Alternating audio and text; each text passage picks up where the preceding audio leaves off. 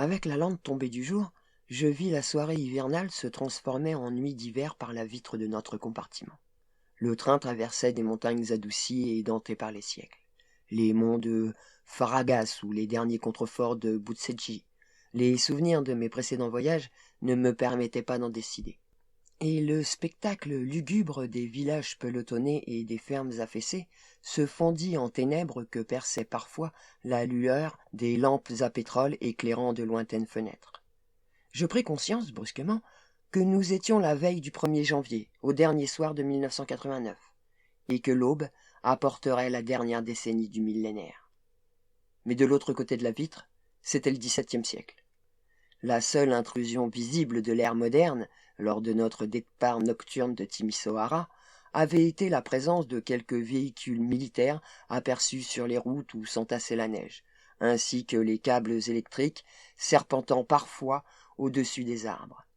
Puis ces maigres remparts contre l'obscurité avaient disparu, et il ne restait plus que les villages, les lampes à pétrole, le froid, et de temps à autre un chariot tiré par des chevaux qui semblaient plus faits d'os que de chair, conduit par des hommes ensevelis dans des lainages sombres.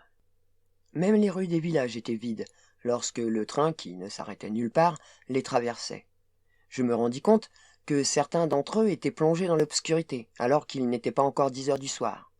Mais, en me penchant un peu plus et en essuyant le givre sur la vitre, je constatai que le village devant lequel nous passions était mort.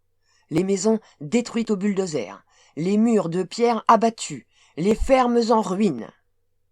La systématisation, chuchota Radu Fortuna qui venait d'apparaître en silence à côté de moi dans le couloir. Il mastiquait un oignon. Je ne demandai pas d'explication, mais notre guide sourit et me la fournit. Ceausescu voulait détruire l'ancien. Et là-bas les villages. Envoie milliers de gens à des endroits municipaux, comme le boulevard de la victoire du socialisme, à Bucarest. Des kilomètres et des kilomètres de grands immeubles. Seulement, les immeubles, ils sont pas finis quand ils arrachent et amènent les gens ici. Pas d'électricité, pas de chaleur, pas d'eau. Ils vendent l'électricité aux autres pays, vous voyez? Les gens du village, ils ont petite maison là-bas. Être dans la famille depuis 3, peut-être 400 ans. Mais maintenant, vivent au 9e étage, dans mauvais immeubles de briques, dans ville étrangère. Pas de fenêtres, le vent rentre. Doivent porter l'eau 2 kilomètres, et puis la monter 9 étages d'escalier. Il mordit dans son oignon une grosse bouchée et hocha la tête d'un air satisfait. La systématisation. Il s'éloigna dans le couloir enfumé. Les montagnes défilaient dans la nuit. Je commençais à somnoler. J'avais peu dormi la nuit précédente, sans rêve ou autrement, et je n'avais pas du tout dormi dans l'avion la nuit d'avant.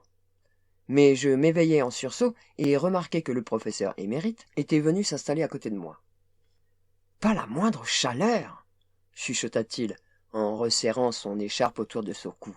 « On pourrait croire que tous ces foutus corps de paysans, ces chèvres et ces poulets, et ce qu'il y a dans cette soi-disant voiture de première classe produirait un peu de chaleur ambiante. Mais tout cela est aussi glacé que le téton mort de Madame Ceausescu. » Je clignai des yeux et esquissai un sourire. « En fait, murmura le docteur Paxley d'un air de conspirateur, ça ne va pas aussi mal qu'ils le disent. »« Vous parlez du froid ?»« Non, non, de l'économie. Ceausescu est peut-être le seul chef d'État de ce siècle qui ait vraiment acquitté la dette extérieure de son pays. Bien sûr, pour pouvoir le faire, il a dû détourner vers d'autres pays une bonne partie de la nourriture, de l'électricité et des biens de consommation. Mais la Roumanie n'a plus de dette extérieure aujourd'hui. Plus du tout. Fis-je, en essayant de me remémorer quelques fragments du rêve que j'avais fait durant mon bref sommeil. Quelque chose à propos du sang.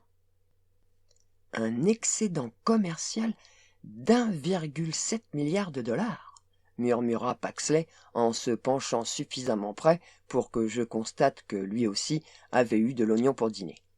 Et ils ne doivent rien à l'Occident, et rien aux Russes. Incroyable. Mais les gens meurent de faim, dis-je doucement. Sur la banquette en face de nous, le père Paul et Westler ronflaient. Paxley écarta ma remarque d'un geste. Si l'Allemagne se réunifie, savez-vous quelles sommes les Allemands de l'Ouest vont être obligés d'investir pour rééquiper les infrastructures à l'Est? Sans attendre ma réponse, il poursuivit. 100 milliards de Deutschmark. Juste pour réamorcer la pompe. En Roumanie, les infrastructures sont si minables qu'il y a peu de choses à démolir. Il suffit de se débarrasser de l'industrie délirante dont Ceausescu était si fier, d'utiliser la main-d'œuvre à bon marché, merde, mon vieux, ce sont presque des serfs, et de construire toute l'infrastructure qu'on voudra. Le modèle de la Corée du Sud, du Mexique, offert sur un plateau d'argent aux entreprises occidentales qui sauront saisir l'occasion. Je fis semblant de m'endormir, et le professeur émérite finit par se rendre dans le couloir pour chercher quelqu'un à qui expliquer les réalités économiques de l'existence. Les villages défilaient dans l'obscurité, tandis que nous nous enfoncions de plus en plus dans les montagnes de la Transylvanie.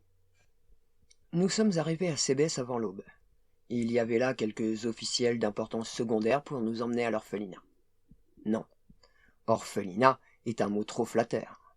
C'était un entrepôt, pas mieux chauffé que les autres frigos à viande où nous étions entrés jusqu'ici, sans autre décoration qu'un sol carrelé crasseux et des murs dont la peinture s'écaillait, vert vomissure jusqu'à hauteur d'œil et gris lépreux au-dessus.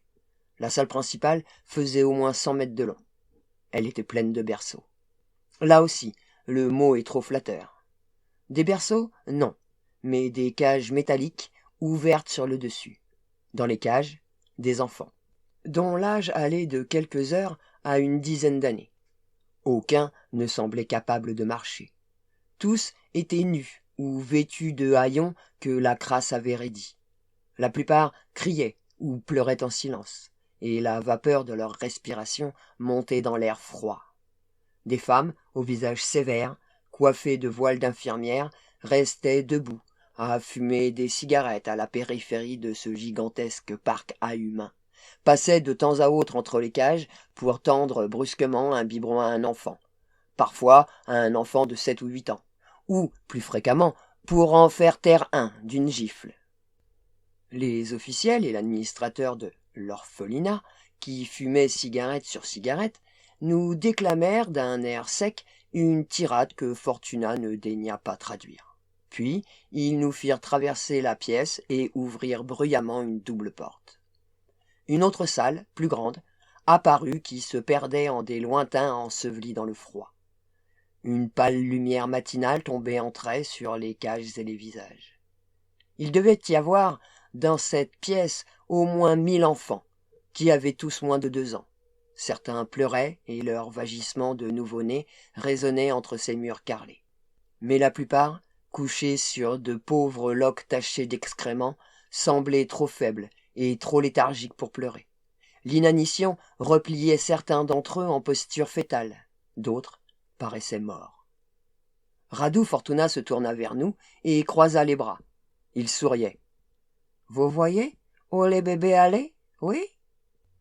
À Sibius, nous avons trouvé les enfants cachés. Il y avait 4 orphelinats dans cette ville de 170 000 habitants, au centre de la Transylvanie, et chacun d'eux était plus grand et plus triste que celui de Sébès. Le docteur Hemslea demanda, par l'intermédiaire de Fortuna, à voir les enfants sidéens.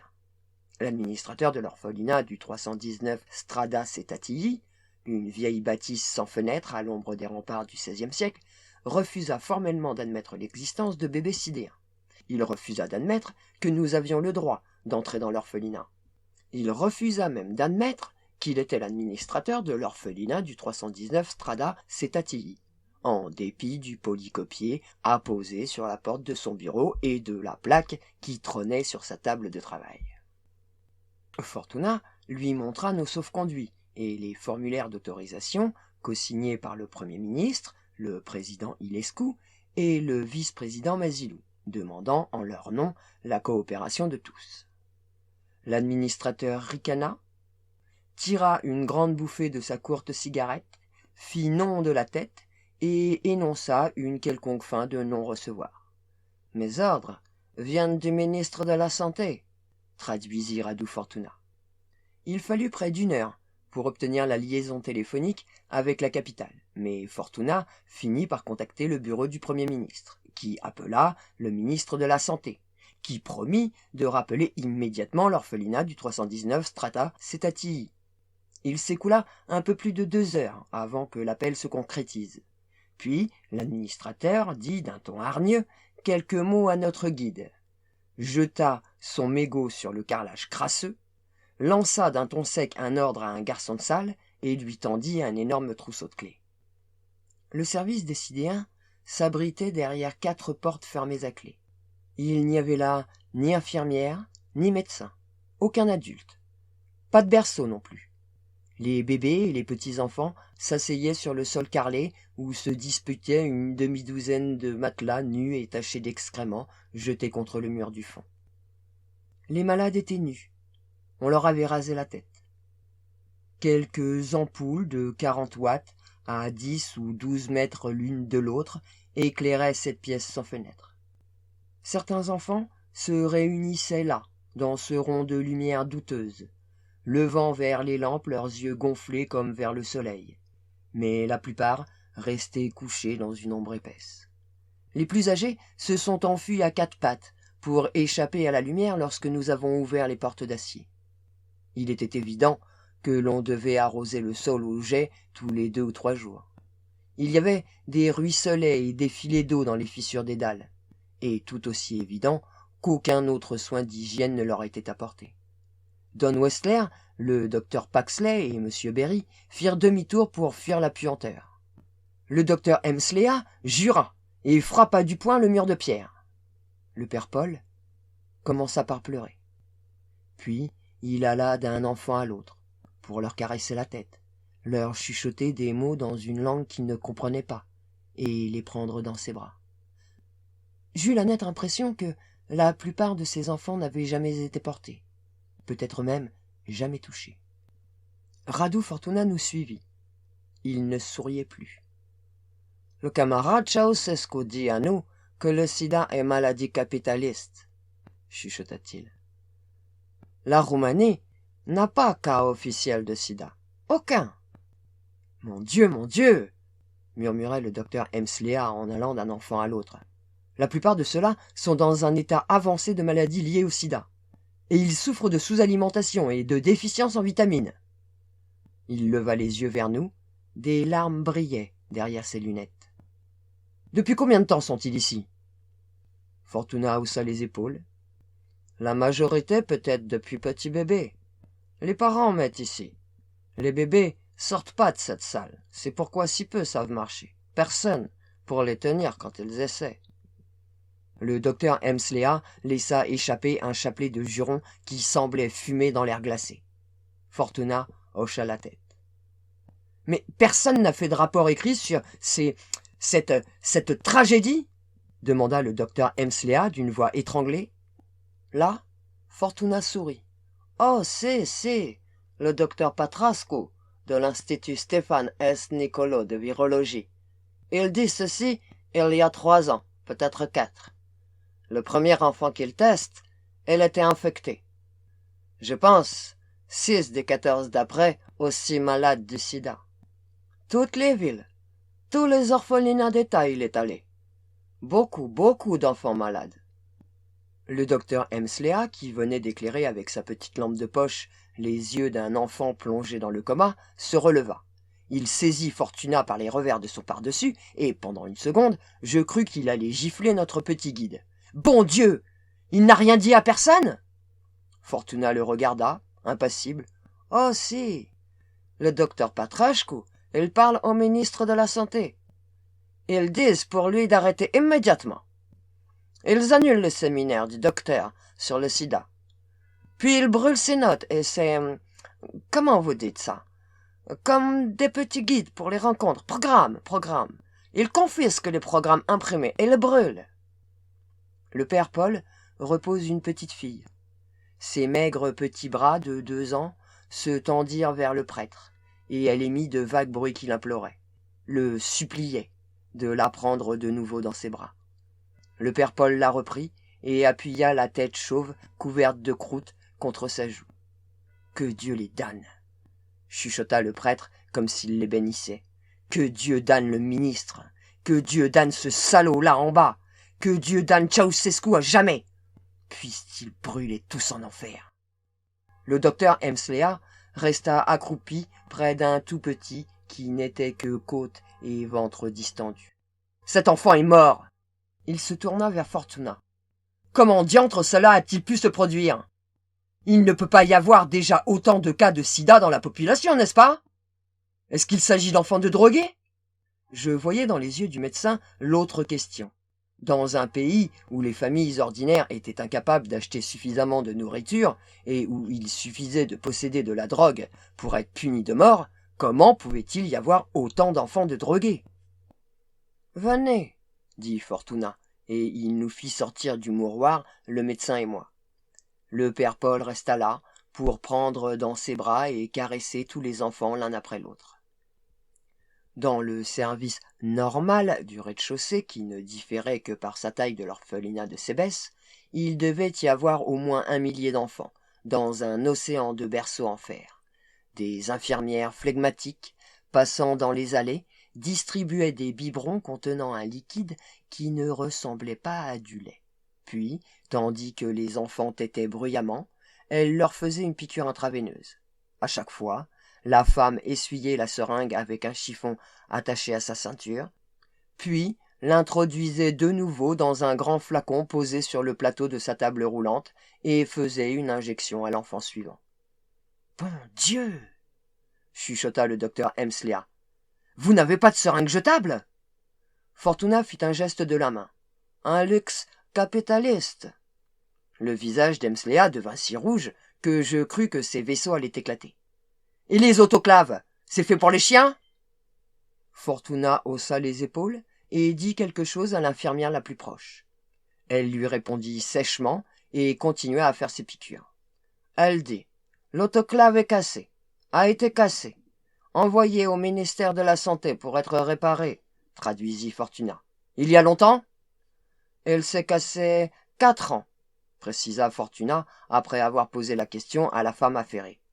Elle ne s'était même pas donné la peine de se retourner pour répondre.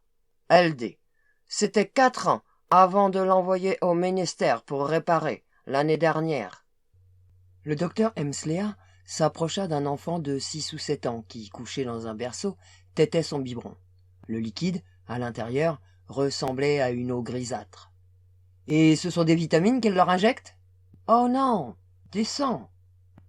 Le docteur Hemslea se figea sur place, puis se tourna lentement. « Du sang ?»« Oui, oui, du sang d'adulte. Il rend petit bébé fort. Le ministère de la Santé approuve. Ils disent c'est une médecine très... Comment vous dites ça? Très avancée. » Hemslea fit un pas vers l'infirmière, puis un autre vers Fortuna, et enfin se tourna vers moi comme s'il craignait de les tuer s'ils s'en approchaient trop. « Du sang d'adulte, Palmer! Merde alors! C'est une théorie qui a disparu avec l'éclairage au gaz et les guêtres. Bon Dieu, Palmer! Ils ne savent donc pas que... » Brusquement, il se retourna vers notre guide. « Fortuna, d'où vient ce sang? » « Il est donné... Non, mauvais mot. Pas donné. Acheté. Ces gens, dans les grandes villes, qui n'ont pas d'argent du tout, ils vendent le sang pour les bébés. 15 lei, chaque fois. » Le docteur Hemslea émit un drôle de bruit de gorge, un bruit qui se transforma en un gloussement. Il mit la main devant ses yeux, recula en titubant, et s'appuya contre une table roulante dont le plateau était couvert de bouteilles remplies d'un liquide sombre. « Des donneurs payés, » chuchota-t-il. « Des clochards, des drogués, des prostituées. Et ils l'administrent aux bébés, dans les orphelinats d'État, avec des seringues réutilisables non stérilisées. » Il gloussait toujours, de plus en plus fort. Il finit par s'asseoir sur les couches sales, la main toujours sur les yeux, secoué par un rire nerveux. « Combien ?» essaya-t-il de demander à Fortuna. Il s'éclaircit la gorge et recommença. « Combien y a-t-il de sidéens, d'après les estimations de ce docteur Patrascu ?» Fortuna fronça les sourcils en essayant de se souvenir. « Je pense peut-être elle trouve 70 dans les premiers 2000. plus grand nombre après. Derrière la visière que formait sa main, le docteur Hemslea dit « Presque 5%. Et combien y a-t-il d'orphelins » Notre guide haussa les épaules. Le ministère de la Santé dit peut-être 200 000. Je pense plus. Peut-être un demi-million. Peut-être plus.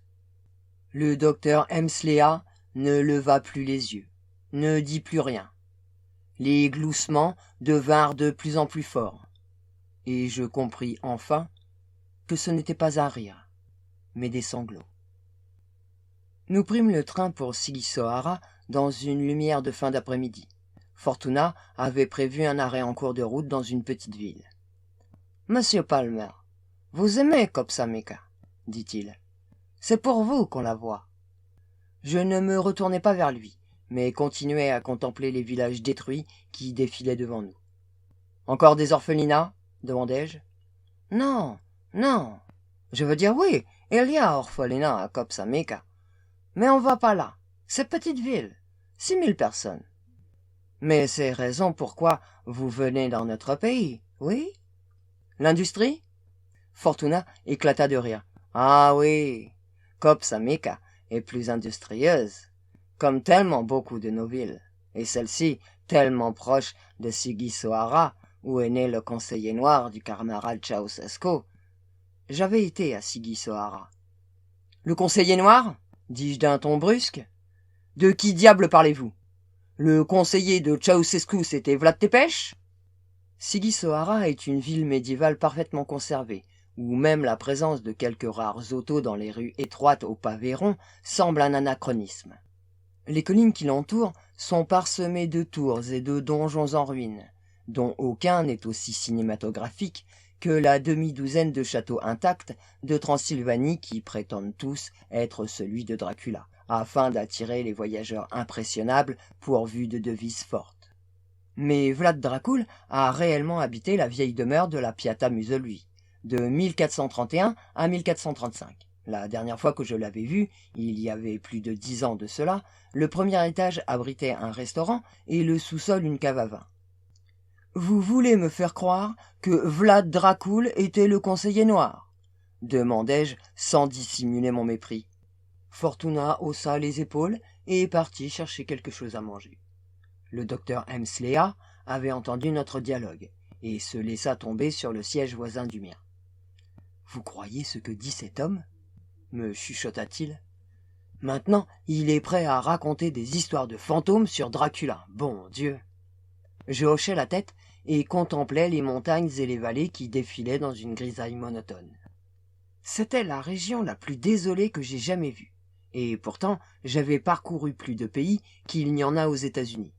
Les versants, les profonds ravins et les arbres semblaient déformés, noueux, comme s'ils luttaient pour échapper à une sombre peinture de Van Gogh.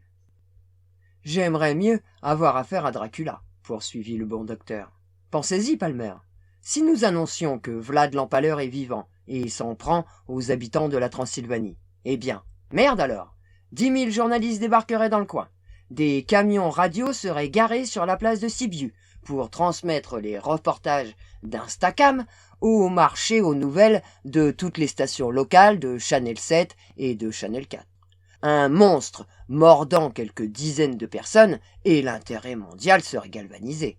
Mais ça, des dizaines de milliers de morts, des centaines de milliers d'enfants parqués et exposés à bon Dieu de merde. Je hochai la tête sans me retourner. La banalité du mal, murmurai-je. Quoi? La banalité du mal. Je me retournai et fis un grand sourire au médecin. Dracula, ce serait une belle histoire. Des centaines de milliers de victimes de la folie au pouvoir, de la bureaucratie et de la stupidité. C'est seulement un accroc.